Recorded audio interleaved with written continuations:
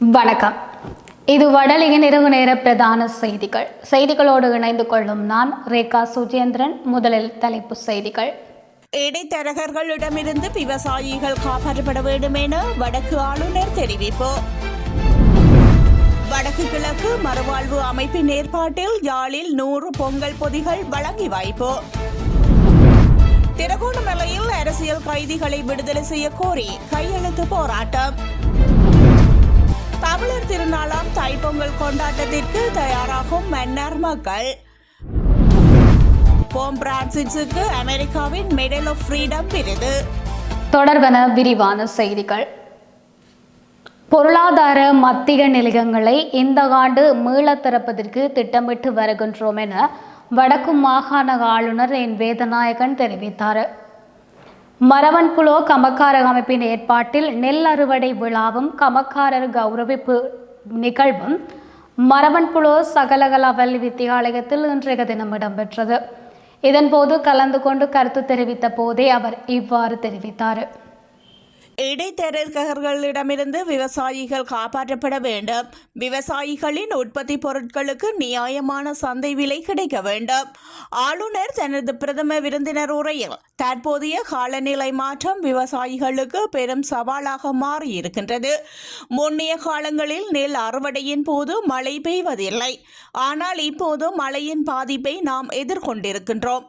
கடந்த ஆண்டு நவம்பர் மாதம் ஒரு சில நாள்களுக்குள் கடும் மழை பெய்த போது தெய்வாதீனமாக மிகப்பெரிய அளவில் நெல் அழிவு ஏற்படவில்லை.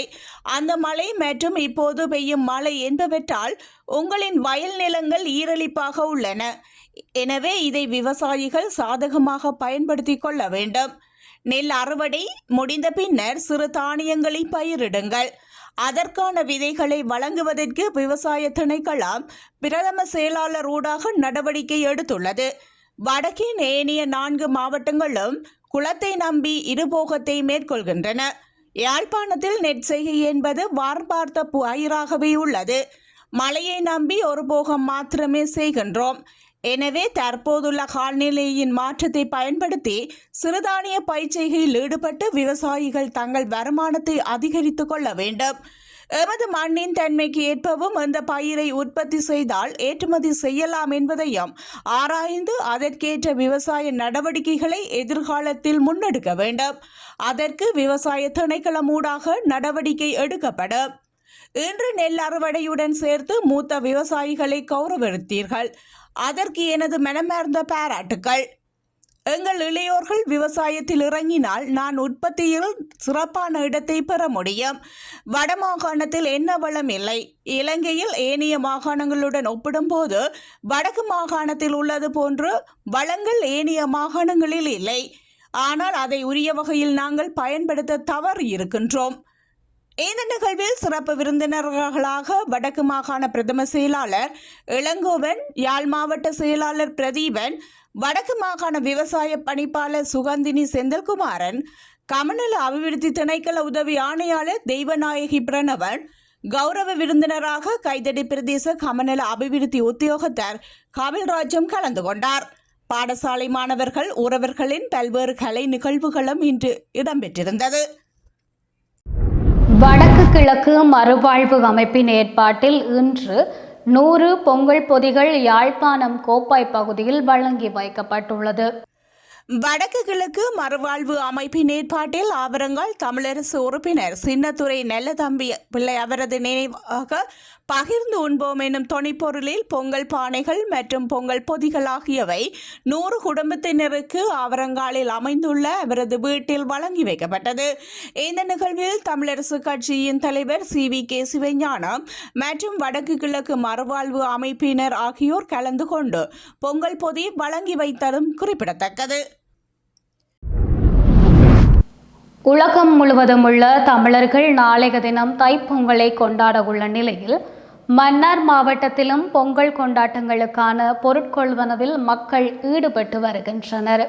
குறிப்பாக நாளைய தினம் பொங்கல் கொண்டாட்டங்களை மேற்கொள்வதற்கான உணவுப் பொருட்கள், பானை, கரும்பு உள்ளடங்கலான பொருட்களை மக்கள் ஆர்வத்தோடு கொள்வனவு செய்வதை நகர்பகுதியில் அவதானிக்க கூடியதாக உள்ளது.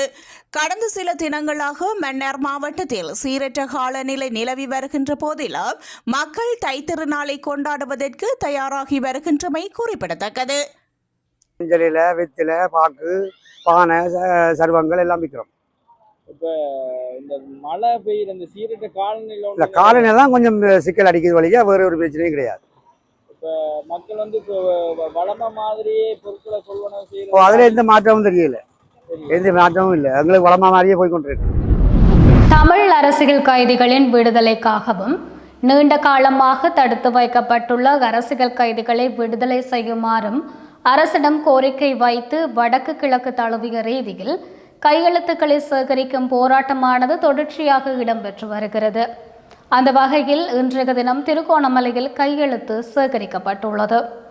திருகோணமலை சிவன் கோவில் அடியில் குறித்த நிகழ்வானது முன்னெடுக்கப்பட்டிருந்தது.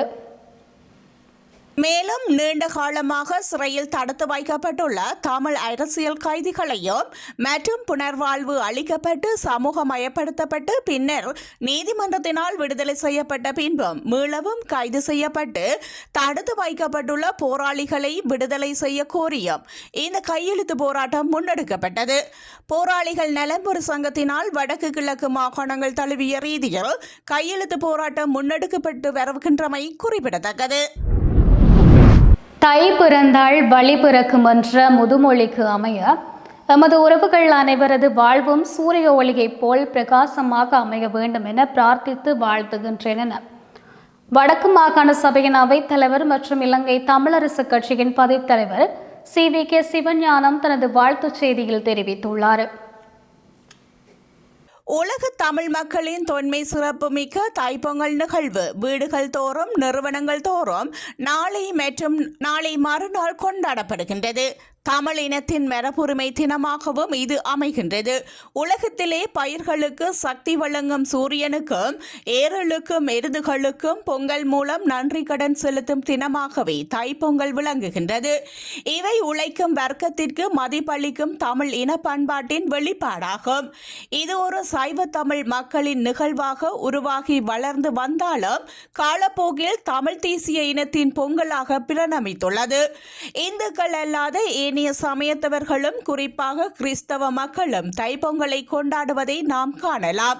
தை பிறந்தால் வழி பிறக்கும் என்ற முதுமொழிக்கு அமைய எமது உறவுகள் அனைவர் வாழ்வும் சூரிய ஒளியைப் போல் பிரகாசமாக அமைய வேண்டும் என பிரார்த்தித்து வாழ்த்துகின்றேன் என வடக்கு மாகாண சபையின் அவைத்தலைவர் மற்றும் இலங்கை தமிழரசு கட்சியின் பதித்தலைவர் CVK சிவஞானம் தனது வாழ்த்து செய்தியில் தெரிவித்துள்ளார்.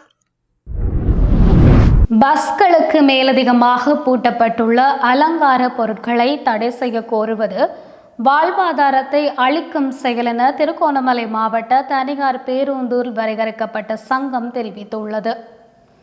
இது தொடர்பில் இன்று திருகோணமலை குளக்கோட்டன் மண்டபத்தில் இடம்பெற்ற குறித்த சங்கத்தின் கூட்டத்தின் பின் ஊடகங்களுக்கு கருத்து தெரிவிக்கும் போதே இவ்வாறு தெரிவிக்கப்பட்டுள்ளது. ஆபத்தை ஏற்படுத்தும் என்றால் அந்த மேலதிக பொருட்களை தடை செய்யலாம். ரூட்டில் வரும் வருமானத்தை விட கயர் மூலமாக கிடைக்கும் வருமானமே அதிகம். வாகனத்தை கயர் பிடிக்கும் போது ஆசன இருக்கை அதன் அலங்காரத்தை பொறுத்தே முன்னுரிமைப்படுத்தி கயர் செய்கின்றனர். இதனை விடுத்து ஒன்றுமில்லாமல் மரண வீட்டுக்கு செல்வது போன்று இருந்தால் யாரும் கயர் பிடிக்க மாட்டார்கள். வாகனத்தில் உள்ள வெள்ளிரும்பு, தொலைக்காட்சி, மின்குமிழ் போன்றன மக்களுக்கு பாதிப்பு இல்லாமல் உள்ளது. அதை விடுத்து அரசாங்கம் மேலதிக பொருட்களை அகற்ற சொல்வதானது எமது வாழ்வாதாரமும் அளிக்கப்படுவதுடன் அலங்கார வெள்ளிரும்பு பொருட்கள் விற்பனை செய்பவர்களின் வாழ்வாதாரமும் அளிக்கப்படுகின்றது. இதனால் வருமானம் இழந்தும் காணப்படுகின்றது. குறித்த கலந்துரையாடலில் பஸ் உரிமையாளர்கள், ஊழியர்கள் என பலரும் கலந்து கொண்டனர். இன்றைய தினம் வடமராட்சி கிழக்கு வத்திராயன் கடற்கரை பகுதியில் கண்ணன் ராதை ஆகிய இருவரும் இணைந்த மரச்செருக்கல் வேலைப்பாட்டுடனான சிற்பம் ஒன்று வத்திராயன் கடற்கரையில் கரை ஒதுங்கியுள்ளது. அண்மை காலமாக காலநிலையில் ஏற்பட்ட மாற்றங்களினால் கடல் சீற்றங்கள், சூறாவளி புயல்கள் தென்கிழக்கு ஆசியாவின் பல நாடுகளில் ஏற்பட்டது. அதன்போது இந்தோனேசியா அல்லது மலேசியா, இந்தியா போன்ற நாடுகளில் இருந்து வந்திருக்கலாம் என கருதப்படுகின்றது. குறித்த சிலையை பார்வையிடுவதற்காக அதிகளவான மக்கள் குவிந்துள்ளனர். தொடர்வது வெளிநாட்டு செய்தி. அமெரிக்க ஜனாதிபதியின் அதிஉயர் மெடல் ஆஃப் ஃப்ரீடம் விருது போப் பிரான்சிஸ்க்கு வழங்கப்பட்டுள்ளது. அமெரிக்க ஜனாதிபதி ஜோ பைடன் முதன்முறையாக அந்த உயரிய கௌரவத்தை வழங்கியுள்ளார். ஜனாதிபதி பதவியில் ஒரு வார தவணை மீதமிருக்கும் நிலையில் இறுதி வெளிநாட்டு பயணமாக இத்தாலிக்கு சென்று பதக்கத்தை நேரில் வழங்க பைடன் திட்டமிட்டிருந்தார். கலிபோர்னியா காட்டுத்தீ தடுப்பு நடவடிக்கையில் அவதானம் செலுத்தப்படுவதால் ஜோ பைடனின் பயணம் ரத்து செய்யப்பட்டது. ஏழை மக்களுக்கு சேவையாற்றிய போப் பிரான்சிஸ் அர்ப்பணிப்பை பைடன் பாராட்டினார். உங்கள் பணிவையும் பண்பையும் வார்த்தைகளால் வர்ணிக்க இயலாது. நீங்கள் காட்டும் அன்புக்கு ஈடு இணை இல்லை என திரு பைடன் எக்ஸ் தளத்தில் குறிப்பிட்டுள்ளார். அமெரிக்காவின் வளர்ச்சி, பண்புகள், பாதுகாப்பு, உலக அமைதி போன்றவற்றில் ஆக சிறந்த பங்காற்றியவர் ஜனாதிபதியின் மெடல் ஆஃப் ஃப்ரீடம் விருது வழங்கப்படுகின்றது. தொடர்வது விளையாட்டு செய்தி. இலங்கை அணிக்கு எதிரான டெஸ்ட் போட்டிகளில் ஆஸ்திரேலியா அணியின் ஆரம்ப துடுப்பாட்ட வீரராக டிராவிஸ் ஹெட் களமிறங்கலாம் என தகவல்கள் வெளியாகியுள்ளன. இலங்கைக்கு விஜயம் மேற்கொள்ள உள்ள ஆஸ்திரேலியா அணி 2 டெஸ்ட் போட்டிகளில் விளையாட உள்ளது. முதலாவது டெஸ்ட் போட்டி 29ஆம் தேதி ஆரம்பமாக உள்ளது. இந்த டெஸ்டில் ஆஸ்திரேலிய அணிக்காக ஆரம்ப துடுப்பாட்ட வீரராக டிராவிஸ் ஹெட் களமிறங்குவதற்கான வாய்ப்புகள் அதிகம் என ஆஸ்திரேலியாவின் தெரிவுக்குழுவின் தலைவர் ஜோர்ஜ் பெய்ர்லி தெரிவித்துள்ளார். இலங்கைக்கு சுற்றுப்பயணம் மேற்கொள்ளவுள்ள ஆஸ்திரேலிய அணியின் பெயர் விவரங்கள் வெளியாகியுள்ளன. அதிரடி ஆட்டக்காரர் சாம் கொண்டஸ் அணியில் இடம்பெற்றுள்ளார். அவரது முதலாவது வெளிநாட்டு சுற்றுப்பயணம் இது. இந்தியாவிற்கு எதிரான கடைசி 2 டெஸ்ட்களில் விளையாடிய அவர் அடித்து ஆடி கவனத்தை பெற்றார். எனினும் அவரது வழமையான பாணி இதுவல்ல என்பதும் குறிப்பிடத்தக்கது. இத்துடன் வடலியின் இரவு நேர பிரதான செய்திகள் நிறைவு பெறுகின்றன. மேலதிக செய்திகளை தெரிந்து கொள்வதற்காக வடலி மீடியா இணையதளத்தோடு இணைந்து கொள்ளுங்கள். வணக்கம்.